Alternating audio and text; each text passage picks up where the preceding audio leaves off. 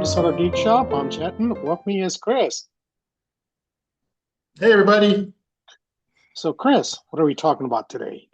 Today we're going to talk about something that's been bothering me for a few days now. And you don't know what it is, so I know you're a little nervous. Oh, it's not me, is it? Nope. Borders, panels for your boxes. And this might seem like Borders. a Oh, really lame oh. subject, but I was realized that like some people have spaces, some people like color their page black and then cut out. It's interesting because I had this talk years ago.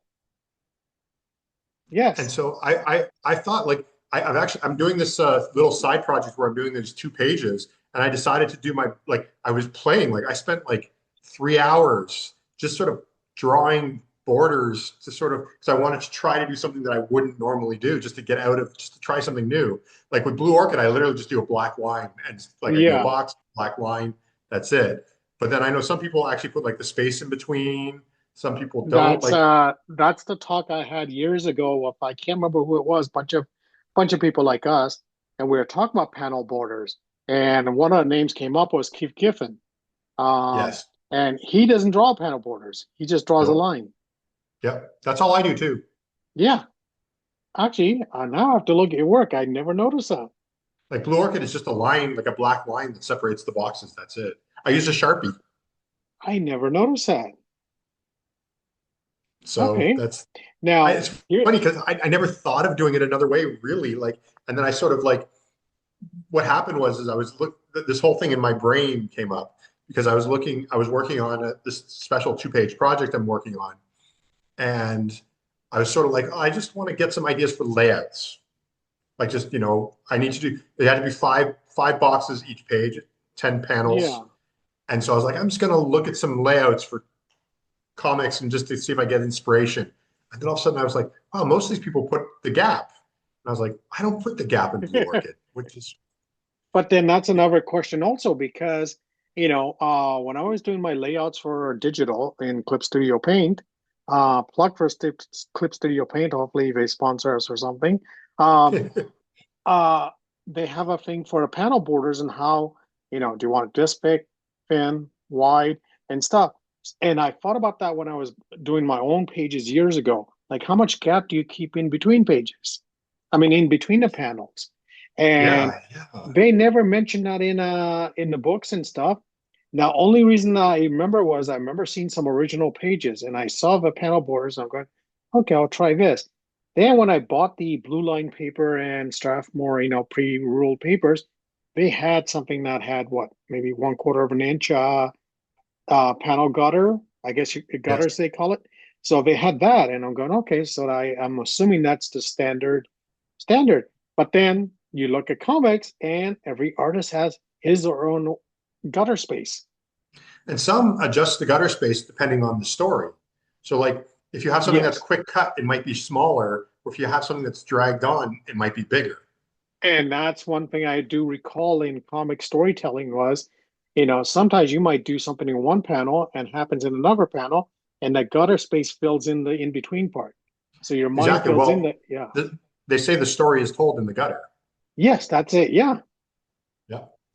So it's like it's funny because it is such an important thing. Like everybody says, the transition from one panel to another is so important, but yet there is literally like how to draw the Marvel way. Almost every book I've ever seen on comic books, nobody talks about Nobody talks about the gutters. Yes. the gutters, and it's the only person that cares about gutters is Sergio. Yes. Sergio always had that yes. Yes. But yeah, so I was really thinking about like I was drawing this because again with Blue Orchid the thing I do though is I just do lines and that's it.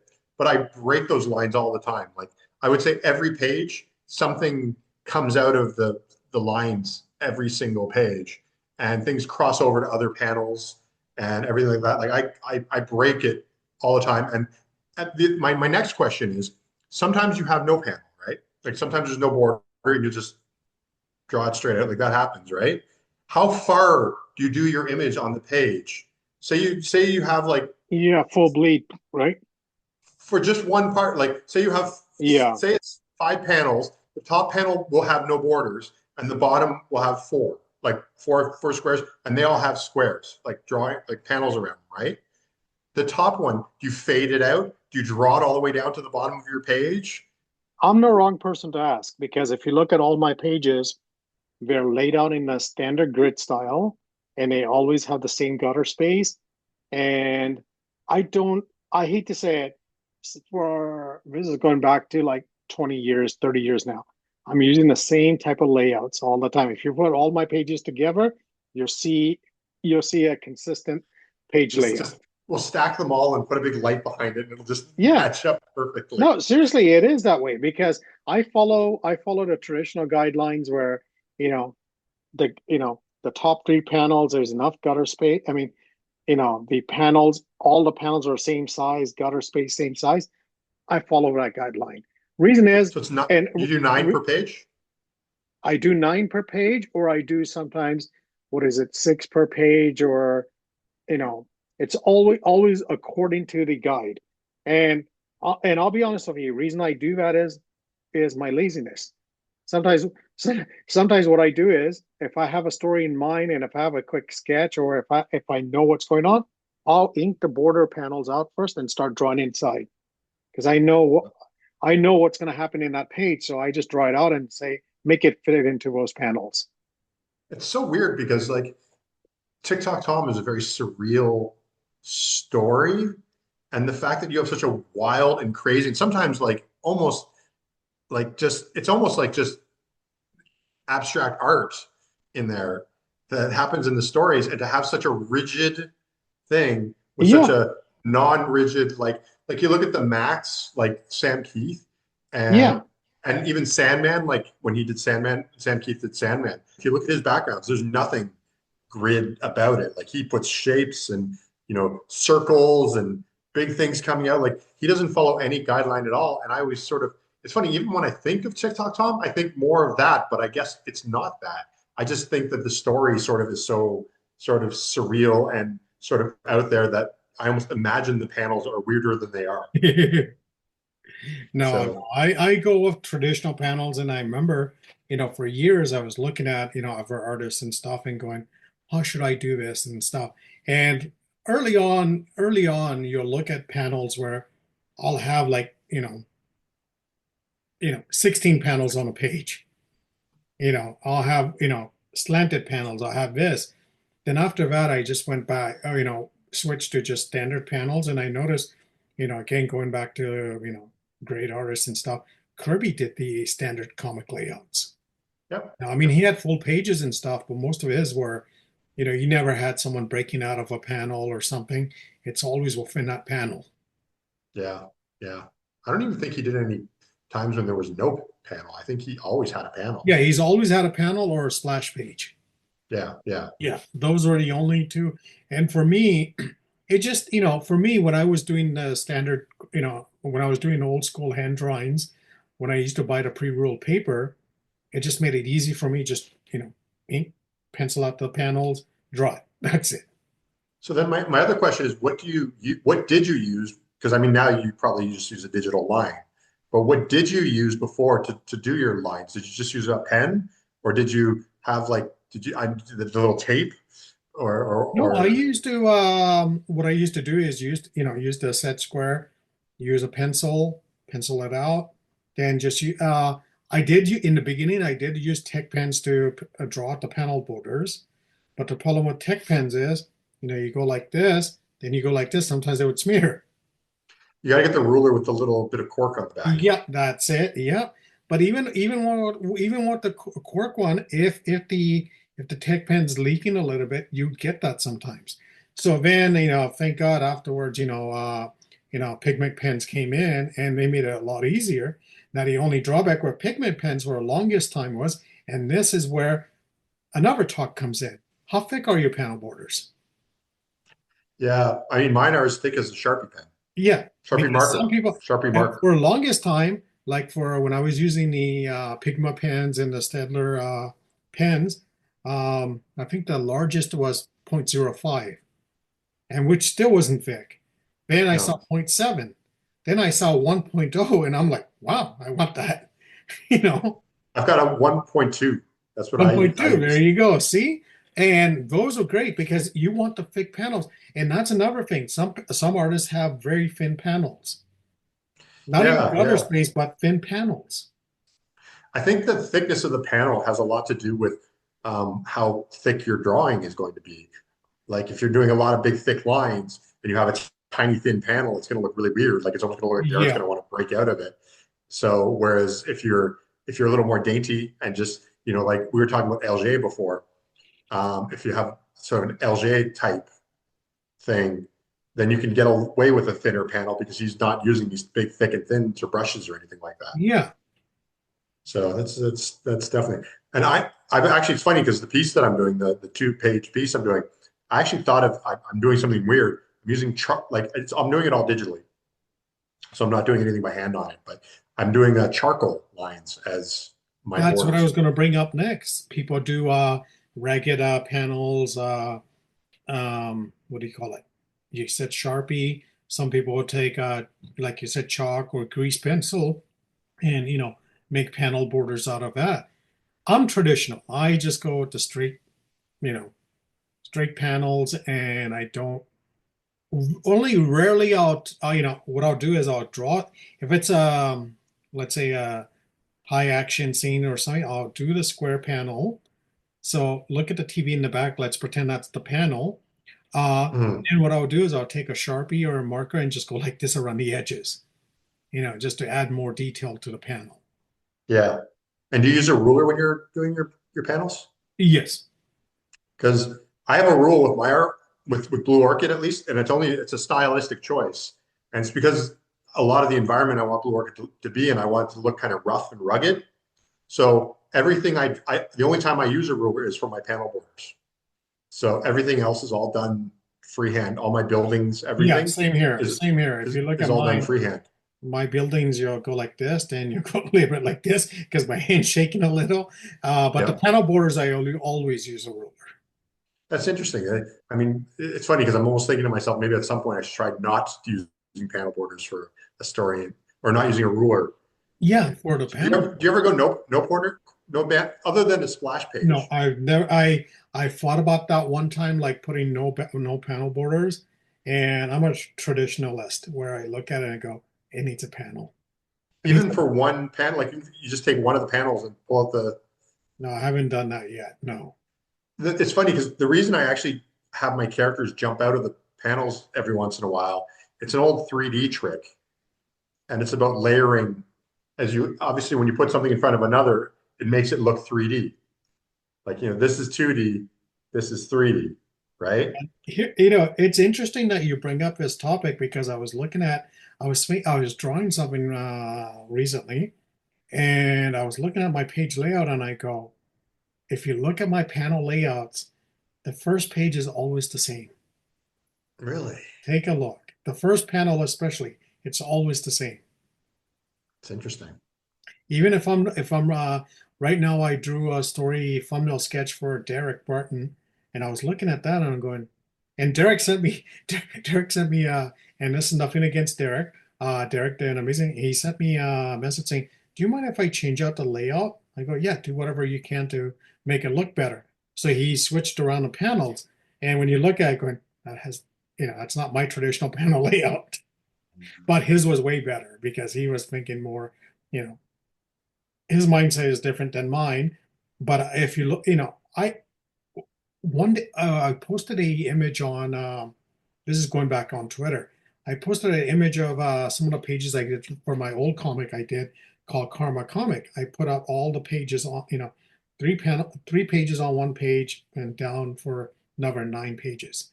And one guy looked at it and he goes, "Wow, you do traditional layouts." And I looked at it and I'm going, "Yeah, you're right. Going across in this, it's all same size panels." Interesting. Very interesting. So I'll post an image of that. So do you do that as well? I mean, you were sort of alluded to that, but like, so if you do a different comic, if you do a non-TikTok Top comic, do you still do the same thing? I think it's me that's not going to change. It's not the comic, it's me. So So like if you do so in other words, we've talked about so you in other doing a words, sports comic. if I'm doing your comic, I do it in my layout. So yes, it would be the same layout. Interesting. You don't think you'd experiment? You say, hey, I've got a new subject. Like you do your sports comic. You're like, hey, let's break out of this mold.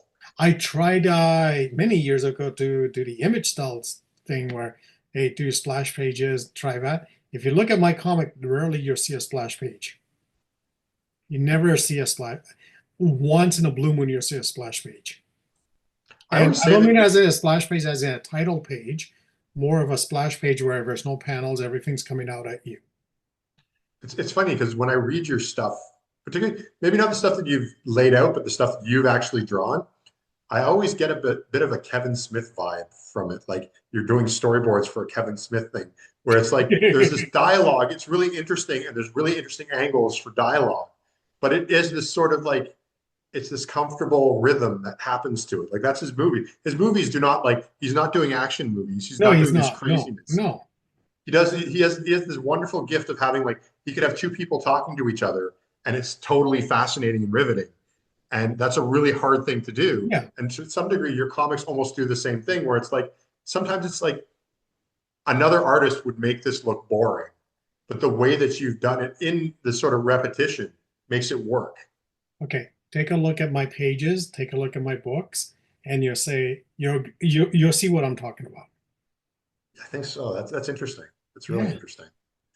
Because I It's know like, I know when I do my layouts for my stories, and let's say Tom Yo is going to draw it or Derek Barton's going to draw it or something like that, and Tom will change up the panels. Derek usually follows my layouts, and I look and I go, you know, and you're right. Sometimes you look at the work and you go, you know, Tom's work doesn't fit my panel layout. So I think it's good that he's changes it. But for yeah. me, I just I it's been a long, long time. If you look at my work for our last 5, 6 books I've done, it's all the same layout. Wow. I can't even like it's not that I have a problem with like Blue Orchid, I keep the same sort of rhythm going. But like once I get on a new project, I'm like, something new. But you know what? What it is years ago, I tried something, and I know Jack Kirby, again, going back to Kirby, Kirby did this also. And it was funny that when I read it, I'm going, it made me feel much better because I was thinking, am I doing something wrong here? What I would do is Yeah. I'll have the story in my head. Then what I'll do is I'll draw, like on the page, I'll draw it 6 panels or 9 panels. And I start filling the page, start writing the story as I'm drawing it. Then next Mm. page, I'll draw out the panels, then write it as I'm drawing it. You know, it's funny because we've talked in the past about doing cartoon strips. And I've got a Blue Orchid cartoon strip that I'm working on right now. I'm sort of, but I wonder if maybe that's why you don't do cartoon strips. What do you mean? Well, because you'd be given a cartoon strip and you'd be like, well, it's a new format. It's like 4 panels, or Yeah, true, true. like, could your brain wrap yourself around the Saturday or even the weekday morning, Yeah, either 4 panels grid? yeah. Actually, you know what? It would be a challenge to try a comic strip. Yeah, I'm pushing it more. I think you should. You don't have to do TikTok Tom, just Now, anything. question for you: for Mm. comic strips, let's say Prince Valiant, Garfield, Calvin and Hobbes, and stuff, do they use the gutter space as they do in comics? I don't. I think it's just a line, isn't it? Yeah, it's just a line. Yeah. Yeah, yeah, I think it No, but is. sometimes they do have the gutter space, but I mean, do they tell the stories in the gutter? That's what I'm, thinking. In comic strips, I don't remember that.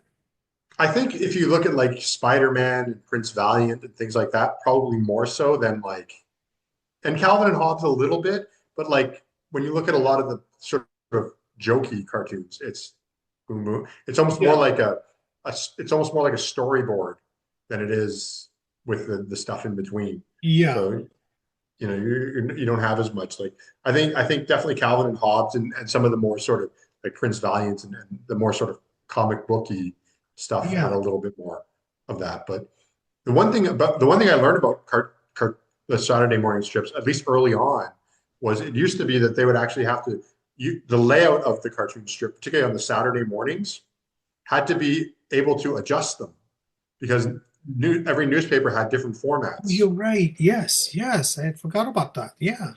And so part of the reason why those formats exist is so that way, because newspapers have like one of three or four different formats And I that they print remember even and stuff.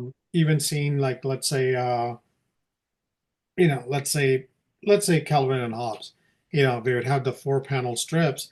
Then when they did the paperback reprints, they'd cut up the panels and put two here and two at the bottom, and they would cut them up. So Yeah, and I imagine in the books it's probably more like it was drawn, and then the newspapers were the cut up ones. yeah, so Yeah, I'm wondering for let's say for comic books, let's say you have someone like Jack Kirby, you could break up his panels and put them into a trade paperback and other formats and stuff like that. But then you have someone like let's say McFarlane. You can't do that with him because his panels are all over the place and stuff. You can't do that. And I'm thinking that's the old way of doing it where you have to, like you said, if you're being in syndication, each newspaper might format it differently. yeah, Because you're right, I do remember some of the panels, even in the daily news strips, you'd have two panels at the bottom. Sometimes you have 4 panels across, and it would vary from paper to paper. yeah, yeah, definitely. So I mean, I think I mean, it's almost like the way Seth draws his stuff. Yeah, It was Seth is generally known. I don't know if he does it all the time, but I know for a while he was known to he would just draw his panels. And I actually learned Hergé sort of does that as well. Like he sort of has a rough layout, but a lot of it is just sort of this pasted together stuff. And so I think some people just have that format in their head. I thought about doing that actually for this 2-page project. I was almost going to go, oh, maybe I'll just draw each panel separately and then put them together somehow. But then I got into the weeds of looking up panel things and reformatted it a way that I liked it. But I think, now you got me curious on looking at these newspaper strips now and looking at more in detail. Comic wise, I do remember looking at them for years, how each artist did their layouts and looking at the paneled gutter space, if they even put gutter space, and how thick the borders were. yeah, yeah, Because that drove me crazy for a long time. And I remember years ago where I used to take pigment pens, outline the border, then double outline it to get a thicker border. that's why I use a Sharpie marker. Sharpie always used to. You put the your ruler and you go like this, and I have a streak on the ruler. So what I do is I actually have I have a drawing table and it has Borco, the green stuff on it. Yeah. And so I literally do my line, take my ruler, rub it against the Borco, and then the line smudges off on the Borco, and then I just and do that for each line. And you mentioned something about tape earlier. Yeah, some people use I've seen some people use letter tape. Oh, I never thought about that. Yeah. I've seen some people, I don't remember where I saw it, but I saw But somebody that's that the used old letter school tape. way of doing newspaper layouts and magazine layouts when you had, you needed a border or you needed something underlined and stuff, and that's where we would use the letter tape. Yeah, so I think and for those unfamiliar, look it up on Google, but it's basically it's a Yeah, it's a small black tape that sticks to paper really well.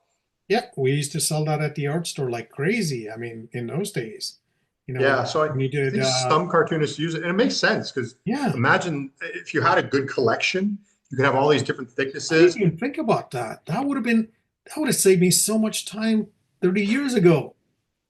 Would have cost you a fortune though. Where were you 30 years ago? It's funny because I probably thought you were using letter tape. No, that would have saved so much time because I went crazy trying to look for, tech pens were amazing for drawing panel boards. They were great, but they were a pain to clean. They were pain when they're smeared. The trouble was not worth it, Yeah. And pigment pens and stuff like that. The ones I do remember that had the thick tips on them. A lot of them were the ones with the thick pens were they smeared Hmm. and they bleed. Yeah. The good Yeah. ones Bleeding is were a tough one. yeah, good ones were the thin ones. Yeah. That's actually my biggest problem with my comic or at least finding paper for my comic. Like if because I move so often, I have to source new paper because I just get whatever's local. And the biggest problem is the Sharpie that I do my borders with.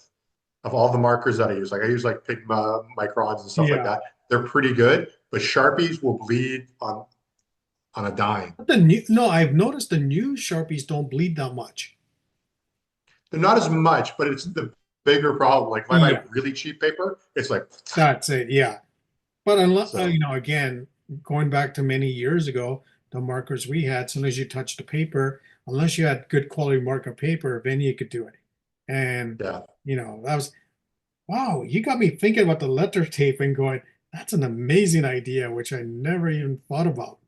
yeah. I didn't come up with it. I've seen it No, but done. still, you know, this is going back a day before internet and stuff where you could look this stuff up, you know. Yeah, But you're right, letter tape, letter tone, and all that stuff was super expensive. yeah. I So would imagine it would be. I mean, that tape was super expensive. So you cost you a fortune to do that. yeah, that's what I'm thinking. But I mean, again, if it saves you time where you just have to go like this and put it down and just use use uh X-Acto knife to cut and that's it.